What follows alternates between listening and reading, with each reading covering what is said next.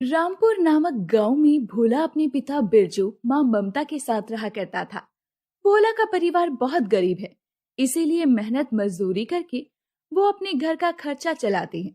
एक सुबह भोला जा रहा था, तभी उसे कुछ बच्चों ने रोका। कहाँ जा रहा है? स्कूल जा रहा हूँ।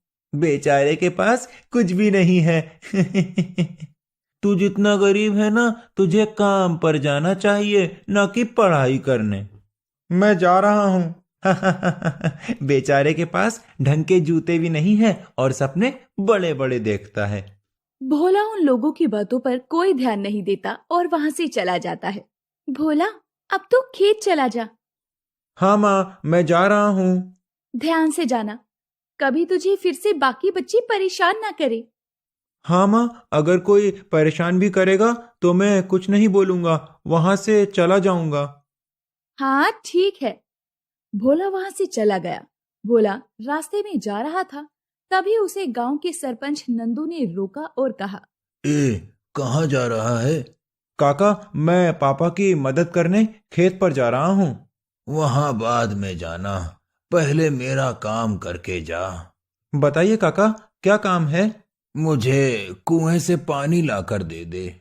नहीं नहीं काका, मैं नहीं जाऊंगा, मुझे उसमें बहुत समय लग जाएगा। अगर तूने मुझे पानी लाकर नहीं दिया तो फिर देखना मैं तेरा क्या हाल करता हूँ। आपको जो करना है कर लो, लेकिन मैं आपके लिए पानी लाकर नहीं दूंगा। नंदू उसको मार पीट कर भगा देता है। भोला शाम को अपने माँ और पापा को बताता है कि आज नंदू ने उसके साथ क्या किया। इसलिए दोनों भोला के साथ नंदू के पास जाते हैं। आप इतने बड़े हैं, फिर भी एक बच्चे पर हाथ उठाते हैं, आपको शर्म नहीं आती? नंदू गांव के सभी लोगों को इकट्ठा कर लेता है और फिर बिरजू से कहता है। मुझे शर्म आती है, लेकिन एक बच्चे को पीटने पर नहीं, बल्कि तुम लोगों की गरीब हालत पर, तुम्हारे फटे कपड़ों पर मुझे बहुत शर्म आती है। हाँ, हम गरीब हैं, लेकिन मेहनत करते हैं, हम किसी को परेशान नहीं करते हैं।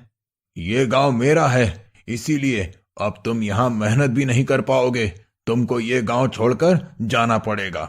हम आपके आगे हाथ जोड़ते हैं, हमें यहाँ से बाहर मत निकालिए।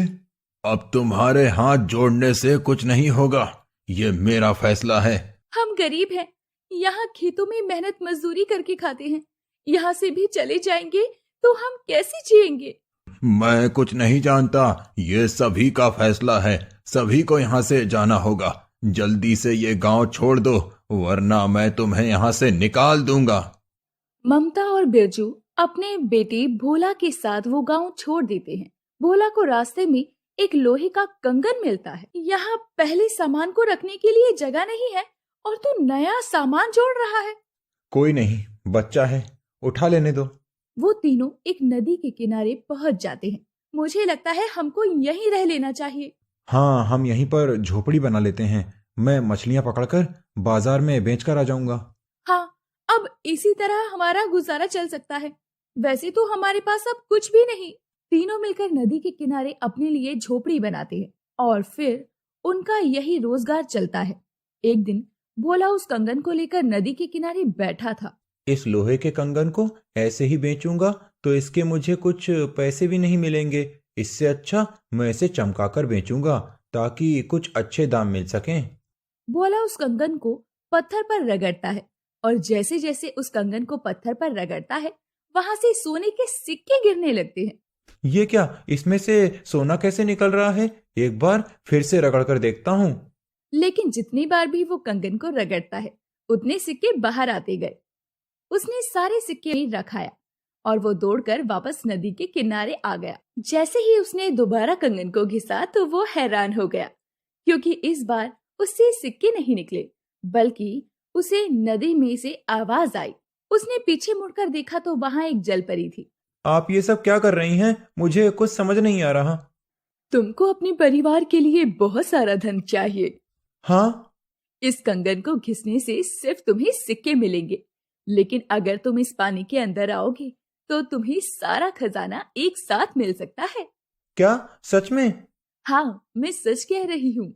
मैं तुमको बहुत सारा खजाना दूंगी। ठीक है, मैं आता हूँ। भोला नदी में उतर गया और वहां वो नीचे जा रहा था, लेकिन जब वो पानी के नीचे पहुंचा तो उसके होश उड़ गए, क्योंकि वहाँ एक अलग दुनिया थी। भोला ने देखा कि वहाँ एक सिंहासन पर जलपरी बैठी है और बाकी जलपरियां उसकी सेवा में लगी है। वो हमारी महारानी नैना है। महारानी की जय हो। महारानी अभी तुम्हारी आवाज नहीं सुन सकती हैं, लेकिन क्यों? क्योंकि महारानी पत्थर की है। ये कैसे संभव है? महारानी नैना को श्राप है। अगर तुम ये कंगन उन्हें पहना दोगे तो उनका श्राप खत्म हो जाएगा और वो वापस पत्थर से एक जलपरी बन जाएंगी। ठीक है। भोला जलपरी के पास गया और उसने कंगन जलपरी नैना के हाथ में पहना दिया, जिसके बाद नैना जलपरी बन गई। वहां सभी बहुत खुश हुए। भैया, मैं तुम्हें बहुत सारे उपहार दूंगी। जलपरी ने उसको बहुत सारे उपहार दिए। भोला भी बहुत खुश हुआ और खूब सारा धन लेकर वापस आ गया। उसके घर में भी सभी बहुत खुश हुए और खुशी खुशी रहने लगे।